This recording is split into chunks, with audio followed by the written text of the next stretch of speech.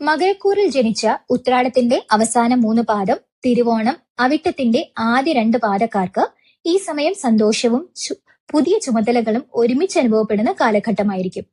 കുടുംബജീവിതത്തിലും തൊഴിൽ രംഗത്തും ഒരേ സമയം ശ്രദ്ധ നൽകേണ്ട സാഹചര്യങ്ങൾ വരാം.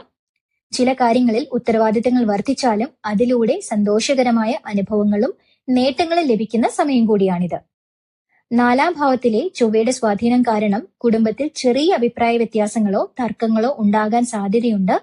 എന്നാൽ അവ ദീർഘകാലം നീണ്ടു നിൽക്കാതെ പെട്ടെന്ന് തന്നെ പരിഹരിക്കപ്പെടും. കുടുംബാംഗങ്ങളുമായി സംസാരിക്കുമ്പോൾ കൂടുതൽ ക്ഷമയും നിയന്ത്രണവും പാലിക്കുന്നത് സമാധാനം നിലനിർത്താൻ സഹായിക്കും. വീട് പുതുക്കി പണിയാൻ ആഗ്രഹിക്കുന്നവർക്ക് ഈ സമയം അനുകൂലമാണ്. വീട്ടിൽ പുതിയ മാറ്റങ്ങൾ വരുത്തുക, അറ്റകുറ്റപ്പണികൾ നടത്തുക, അല്ലെങ്കിൽ താമസ സൗകര്യങ്ങൾ മെച്ചപ്പെടുത്തുക തുടങ്ങിയ കാര്യങ്ങൾ മുന്നോട്ടു പോകാൻ സാധ്യതയുണ്ട്. ചിലർക്ക് വീടുമായി ബന്ധപ്പെട്ട പുതിയ തീരുമാനങ്ങൾ എടുക്കാനും സാധ്യതയുണ്ട്. 5-ാം ഭാവത്തിലെ സൂര്യൻ കല, മാധ്യമം, വിദ്യാഭ്യാസം, സാമൂഹ്യ പ്രവർത്തനം എന്നീ മേഖലകളിൽ പ്രവർത്തിക്കുന്നവർക്ക് വലിയ അംഗീകാരങ്ങൾ നൽകുന്ന സമയമാണ്.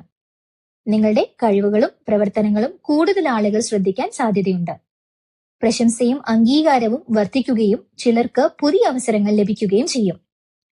ദമ്പതികൾക്ക് സന്താന ഭാഗ്യത്തിനുള്ള യോഗം കാണുന്നു. കുടുംബത്തിൽ സന്തോഷം നൽകുന്ന വാർത്തകൾ ലഭിക്കാനും സാധ്യതയുണ്ട്. സന്താനങ്ങളുമായി ബന്ധപ്പെട്ട കാര്യങ്ങളിൽ അനുകൂലമായ പുരോഗതികൾ ഉണ്ടാകാം. ജോലിസ്ഥലത്ത് സഹപ്രവർത്തകരുടെ സഹായത്തോടെ വലിയ പ്രൊജക്ടുകൾ വിജയകരമായി പൂർത്തിയാക്കാൻ സാധിക്കും.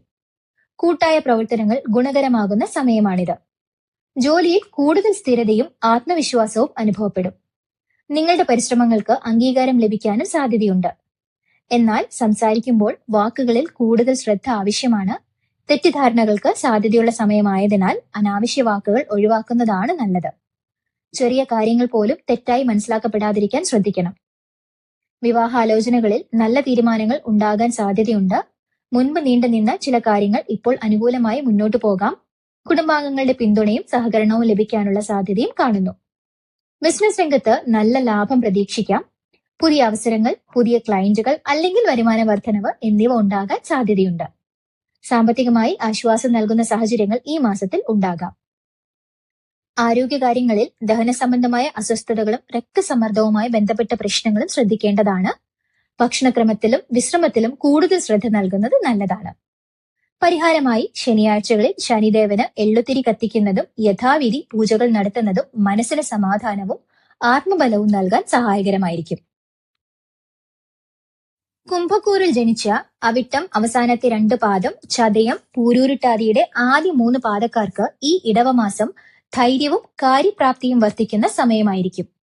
പല കാര്യങ്ങളിലും ആത്മവിശ്വാസത്തോടെ മുന്നോട്ടു പോകാൻ കഴിയുന്ന അവസ്ഥ ഉണ്ടാകും. ഇതുവരെ മടിച്ചു നിന്ന കാര്യങ്ങളിൽ പോലും ഇപ്പോൾ വ്യക്തതയോടെയും ധൈര്യത്തോടെയും തീരുമാനങ്ങൾ എടുക്കാൻ സാധിക്കും. പുതിയ ബിസിനസ്സുകൾ ആരംഭിക്കാൻ ആഗ്രഹിക്കുന്നവർക്ക് ഈ സമയം വളരെ അനുകൂലമാണ്. പുതിയ പദ്ധതികൾ, പുതിയ സംരംഭങ്ങൾ അല്ലെങ്കിൽ സ്വതന്ത്രമായി എന്തെങ്കിലും തുടങ്ങാനുള്ള ആലോചനകൾ മുന്നോട്ടു പോകാനുള്ള സാധ്യതയുണ്ട്. നിങ്ങൾ എടുത്ത തീരുമാനങ്ങളിൽ ആത്മവിശ്വാസം വർദ്ധിക്കുന്ന സമയമാണിത്. ആശയവിനിമയത്തിലൂടെ പല വലിയ കാര്യങ്ങളും നേടിയെടുക്കാൻ സാധിക്കും.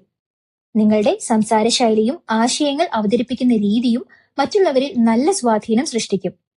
ചർച്ചകൾ, മീറ്റിംഗുകൾ, കരാറുകൾ എന്നിവയിൽ അനുകൂലമായ ഫലങ്ങൾ ലഭിക്കാനുള്ള സാധ്യതയുണ്ട്.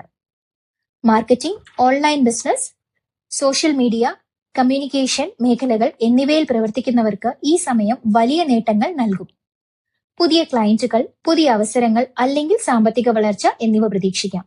നിങ്ങളുടെ പ്രവർത്തനങ്ങൾ കൂടുതൽ ആളുകളിലേക്ക് എത്തുന്ന സമയമാണിത്. 4-ാം ഭാവത്തിലെ സൂര്യന്റെ സ്വാധീനം കാരണം കുടുംബത്തിൽ വസ്തുവോ വാഹനമോ സംബന്ധിച്ച് ചില പ്രധാന തീരുമാനങ്ങൾ എടുക്കേണ്ട സാഹചര്യങ്ങൾ വരാം. വീട്, ഭൂമി, വാഹനം എന്നിവയുമായി ബന്ധപ്പെട്ട ചർച്ചകൾ കൂടുതൽ സജീവമാകാം. കുടുംബാംഗങ്ങളുമായി ആലോചിച്ച് മുന്നോട്ടു പോകേണ്ട സമയമാണിത്. വിദ്യാർത്ഥികൾക്ക് മത്സര പരീക്ഷകളിൽ മികച്ച പ്രകടനം കാഴ്ചവെക്കാൻ സാധിക്കുന്ന സമയമാണിത്. പഠനത്തിൽ കൂടുതൽ ശ്രദ്ധയും ആത്മവിശ്വാസവും ലഭിക്കും. ശ്രമിച്ച കാര്യങ്ങളിൽ അനുകൂല ഫലങ്ങൾ പ്രതീക്ഷിക്കാം. പ്രണയബന്ധങ്ങളിൽ കൂടുതൽ അടുപ്പവും മനസ്സിലാക്കലും വർദ്ധിക്കും. ബന്ധങ്ങൾ കൂടുതൽ ശക്തമാകാനും ചിലർക്ക് ഭാവിയെക്കുറിച്ചുള്ള പ്രധാന തീരുമാനങ്ങൾ എടുക്കാനും സാധ്യതയുണ്ട്. സാമ്പത്തികമായി ചെലവുകൾ വർദ്ധിക്കാനിടയുണ്ട്. എന്നാൽ ആ ചെലവുകൾ ഭാവിയിലേക്കുള്ള നല്ല നിക്ഷേപങ്ങൾക്കും പ്രയോജനകരമായ കാര്യങ്ങൾക്കുമായി ആയിരിക്കും. വീടിനോ ബിസിനസിനോ പഠനത്തിനോ വേണ്ടിയുള്ള ചില പ്രധാന ചെലവുകൾ ഉണ്ടാകാം.